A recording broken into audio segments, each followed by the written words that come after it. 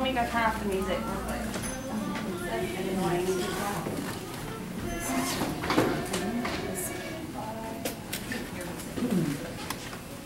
Okay. Sorry, can't wait. Alright, there's some more room back in there, folks. There's some tables right back there. You can have a seat back that direction if you'd like. There's some more chairs. There's some chairs here. Okay. Alright. I'm Sean. I'm one of the owners and the executive chef here at Catfish Plantation. I'm going to tell you a little bit about the history so that if you do have an experience, you can kind of know which spirit that you're dealing with. I based all of this information is based on what I have personally researched, not on some of the different urban legends that are floating around about the restaurant. One of them being that Elizabeth was murdered on her wedding day. Didn't happen.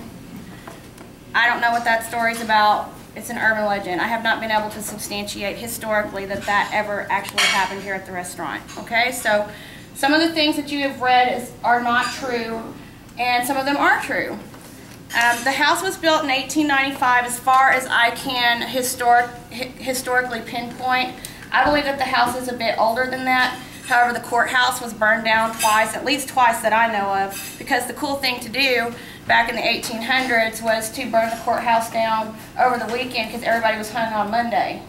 And so it happened several times, you know, that they just burn the courthouse down and then the hangings can't happen, and you go bust Billy Joe Bob out of the joint and y'all take off on your horses till somebody posse catches you. So that's what they would do. So as far as I can tell from the historical records, 1895 is the date that is registered with the historical registry for this home. The house was built by a gentleman whose last name is either Byers or Bears. It's spelled two different ways in the census records. One way is B-A-E-R-S and the other one is B-Y-E-R-S. He was married to a woman named Della, and he and Della had a son named Will. And Will's one of our resident spirits here at the Catfish Plantation. Will likes to do things like pull people's hair, women. He also likes to touch women's legs. He likes to do pranks. He's one of the ones that, one of the things he has done to me personally, well, I think it's him. I mean, obviously I can't see him, but I use the men's restroom a lot because the women's restroom's always full. Always, no matter what. You know, so I'll just go in there to one seater, lock the door, and the lock, he's come in there and popped the lock so that gentleman will walk in on me while I'm using the restroom. And if you want to see like middle-aged men run really fast, you know, be in the men's restroom, they look at the door, they're like, oh my, ah, you know, and they hightail it right out of there pretty quickly. So anyway, that's the only, to me, that's the only thing that's ever happened to me in the bathroom. That's not scary, it's just irritating, okay? And I asked him not to do it again because I got pretty mad the second or third time that he did it. And I asked him, you know, to please stay out of there, I'm doing my personal business. If he's coming up in there, then there's some kind of, he's got some kind of mental issues with finding that attractive, you know, people using the restroom, what is wrong with you? And he hasn't done it again since I confronted him about it. So that's why I think it's him, because he's not maleficent, he's not a bad person. He just died of pneumonia, he was an old man, and he's probably just thinks it's funny, you know. The next spirit that we have here is Elizabeth, and she was Paul Richards' grandmother. Paul is the son of Jesse Richards and Della Richards. Della's husband, original husband. Della was Will's mother also, so Will and Paul are half-brothers. He died. She remarried to Jesse Richards, and Elizabeth Richards came to live at the house, and she actually died in this front room. According to one of the family members, that's what they said, that she couldn't get up and down the stairs. She was really old. This was the parlor, and so they put her in here, which makes sense. There's all these nice windows, and you know, she has kind of like her own door, and back then there was no air conditioning. She probably, you know, got some good breezes through here where it wasn't so hot. And she passed away in this room of old age. Now she's the one that she does appear in a wedding dress. When she comes around, you do smell roses, and I don't mean like that granny lotion roses smell. You know what I'm talking about? That artificial rose, ooh, yeah, like when you were a kid, you used to put it on the cat, stuff like that.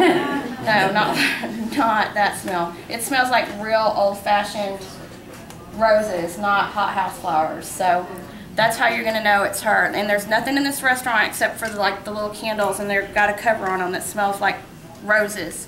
And we do that on purpose so that you know when she's around. We've asked her before why she appears in a wedding dress, and I asked her using, like I wasn't standing here talking to her, but we used a piece of equipment. And I asked her if she liked being married, and she said, on the K2.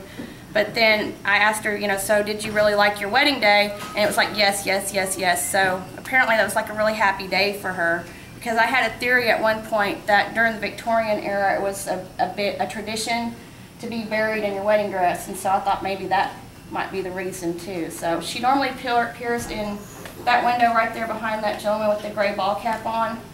That's the window that she normally appears in if she's going to be photographed from outside of the building. The next ghost that we have here is one that a lot of people know about, and that's Miss Carrie Mooney. And this is actually a picture of her. And one of her nieces, it's like a great niece, I think, came down and she was eating. She told us that this was one of her sons in this picture. And so she was like in her 30s, which is kind of sad. Kind of gives you an idea of how, if you want to pass that around so people look at it, how hard life was, you know, in this area during those times. You know, she looks like she's probably 50 or 60 years old in that photo, and she's holding her son. This is also another picture of her with her husband, Clem. And she died in the Blue Room, which is the one around the corner, and that was her bedroom. I mean, she died in it because it was her bedroom. She died in about 2 days before Christmas. It was in 1973. She died. Her official cause of death was a stroke, and I think it was just she's old. She went and laid down on her bed and she died. You know, basically. She is known for, she's the one that's known for breaking stemware. She's also known for, let's see, she does a lot of moving around of objects. She doesn't like a lot of profanity. Like if you use a lot of cuss words, she gets really upset and she'll do things like throw stuff at you and things like that. I have witnessed her, I didn't like physically witness her breaking the stemware, but the first night that we got the TABC license for the restaurant, which was about 3 years ago, there was a table right here and we had served some wine in there, and the glasses were broken, like the bowl of the glass was broken off of the stem, and there was like 3 of them lined up, and the people at the table of course were delighted, and the server came running in and she was like, all the glasses on, you know, A4 are completely busted, and I was like, what? And so I went out there, but that's the only, you know, as far as stemware breaking. And I just explained, I kind of talked to her and told her, you know, we have to kind of compete with these other restaurants, and if you want us to stay open and keep the house nice, then, you know, we have to do this. So she hasn't done it again, but she still will let you know that she's around. She moves things around quite a bit, throws stuff, you know, at people. If they, especially like if they say things to my mom, you know, that are rude or hateful, she gets real upset about that, people being disrespectful. The last ghost that we have here is called Lola Roller. The reason why we found out about her is we had a mini box session in this room with a group of the ASUP, which is a TAPS affiliate, and it was, at that time, it was an experimental piece of equipment. It's based on the Frank's box, which uses AM bandwidth, you know, to kind of allow the spirits to speak through it. That's the theory. And so I was kind of whatever, and I asked, is there anybody else here who wants to communicate with us? And it said yes, and I was like, okay, well, you know, what's your name? And it said Lola Roller, so I went back and listened to the tape, made sure I heard it right, and I actually found a newspaper article in the Dallas Morning News from the 1930s of a young woman who was murdered about 3 blocks north of here named Lola Roller, which kind of made the hair on my arm stand up. And it's on our website if y'all want to look at it in that area that has the photos. But I had a copy of it. Every time I get a copy of it, someone steals it out of the restaurant. I don't know why they want to steal it, but I've had people steal anything that wasn't tied down, basically. So I don't know, they want a souvenir, I guess.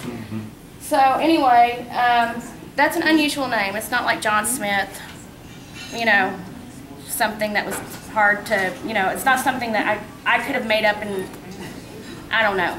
So it was kind of bizarre. So I was kind of a believer after that, because you know, it wasn't completely, I wasn't completely convinced. You know, I was thinking something was going on, but I didn't know exactly what. So anyway, those are the 4 that you may encounter here tonight. Does anybody have any questions you want to ask me before you get started? Because I'm going to turn this over to Tanya and Alan of DAPS. And we have some special guests here tonight, too, that they're going to introduce, that are here with the paranormal conference that's going on here in town. Does anybody want to ask me any questions about anything that you've heard or that maybe I didn't cover? All right, you guys want to investigate? Yeah. Okay. Okay, all right. I'm going to turn this over.